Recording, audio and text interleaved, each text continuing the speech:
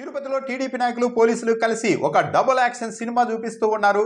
పైకి ఒకలా ప్రచారం చేస్తున్నారు, లోపల పోలీసుల ద్వారా మరో విధంగా వైసీపీ నాయకుల్ని కట్టడి చేస్తూ ఉన్నారు. అటు భూమన కరుణాకర్ రెడ్డి కుమారుడు భూమన అభినయ్ రెడ్డిని కూడా పోలీసులు అరెస్ట్ చేశారు. పల్లా శ్రీనివాస్ కు భూమన కరుణాకర్ రెడ్డి ఫోన్ చేయగా ఆయన ఫోన్ తీయలేదు. దాంతో విస్తృతంగా పల్లా శ్రీనివాస్ తోక ముడిచారు. సవాల్ విసిరి ఆయన అసలు తిరుపతికి కూడా రాలేదు అన్న ఒక అభిప్రాయం ప్రజల్లోనికి బాగా వెళ్తూ ఉండడంతో తెలుగుదేశం పార్టీ ఎమ్మెల్యేలంతా మూకుమ్మడిగా ఒక్కసారిగా భూమన కరుణాకర్ రెడ్డికి ఫోన్లు చేయడం మొదలుపెట్టారు. సుధీర్, నాని ఇలాంటి వాళ్ళంతా రండి గోశాలకు, మీరు నిజాలు నిరూపించండి అంటూ సవాల్ చేశారు. ఎస్కాట్ పంపిస్తాం మీకు అంటూ బొజ్జల సుధీర్ రెడ్డి భూమన కరుణాకర్ రెడ్డికే స్వయంగా ఫోన్ చేశారు.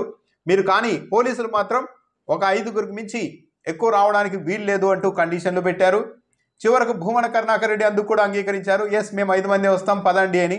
అయితే భూమన కరుణాకర్ రెడ్డి మళ్ళీ అక్కడికి వచ్చేందుకు సిద్ధమవుతున్నారని తెలియగానే మళ్ళీ పోలీసులు అడ్డుకున్నారు.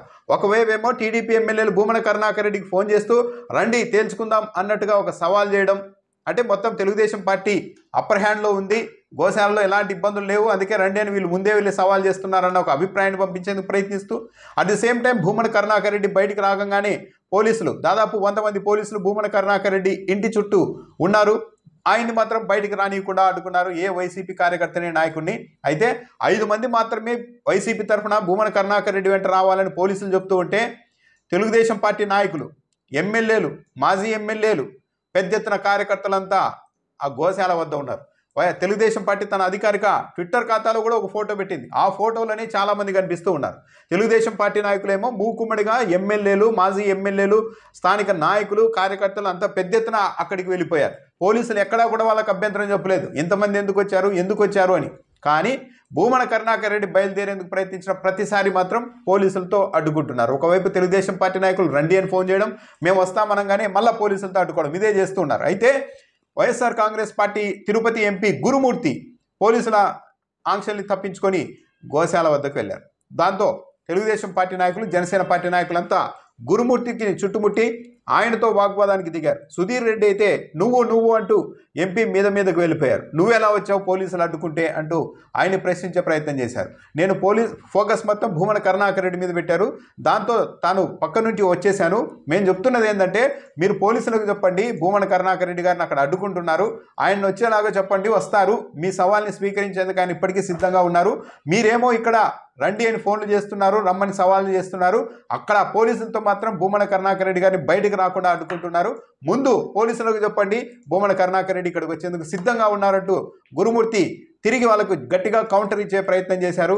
ఇంతలో పోలీసులు అక్కడికి చేరుకొని ఎంపీ గురుమూర్తిని బలవంతంగా అక్కడి నుంచి తీసుకెళ్లి కారెక్కిచ్చేసి పంపించేశారు. వచ్చిన గురుమూర్తిని కూడా ఎందుకు వెనక్కు పంపించేశారని వైఎస్ఆర్ కాంగ్రెస్ పార్టీ నాయకులు ప్రశ్నిస్తూ ఉన్నారు. భూమన కరుణాకర్ రెడ్డి బయటకు వచ్చిన ప్రతిసారి పోలీసులు అడ్డుకుంటూ ఉన్న దృశ్యాలు కూడా బయటకు వస్తున్నాయి. తెలుగుదేశం పార్టీ వాళ్ళు మాత్రం లేదు, అడ్డుకోవడం లేదు, భూమన కరుణాకర్ రెడ్డి అక్కడ ఉన్నారనడం, మళ్ళీ ఫోన్లు చేసి రండి అని సవాల్ చేయడం. ఇక్కడ పోలీసుల పరిస్థితి కూడా జిల్లా ఎస్పీ 5గురు మాత్రమే అక్కడికి వెళ్ళాలి వైసీపీ వాళ్ళని చెప్తున్నారు. కానీ అధికార పార్టీకి సంబంధించిన వాళ్ళు 100 మంది అక్కడ ఆల్రెడీ ఉన్నారు. కీలకమైన నేతలు మూకుమ్మడిగా అక్కడికి వచ్చేశారు. మరి వాళ్ళని ఎందుకు నిరోధించలేదు, నియంత్రించలేదు అన్న దానికి మాత్రం పోలీసుల దగ్గర ఎలాంటి సమాధానం లేదు. నిజంగానే తెలుగుదేశం పార్టీ నాయకులకు చిత్తశుద్ధి ఉంటే, భూమన కరుణాకర్ రెడ్డి సవాల్ను స్వీకరించే ఉద్దేశమే ఉంటే అక్కడ ఆల్రెడీ తెలుగుదేశం పార్టీకి సంబంధించిన ఎమ్మెల్యేలు, బీజేపీ నాయకుడు భానుప్రకాష్ రెడ్డి, జనసేన వాళ్ళు అంత పెద్ద ఎత్తున వెళ్ళారు.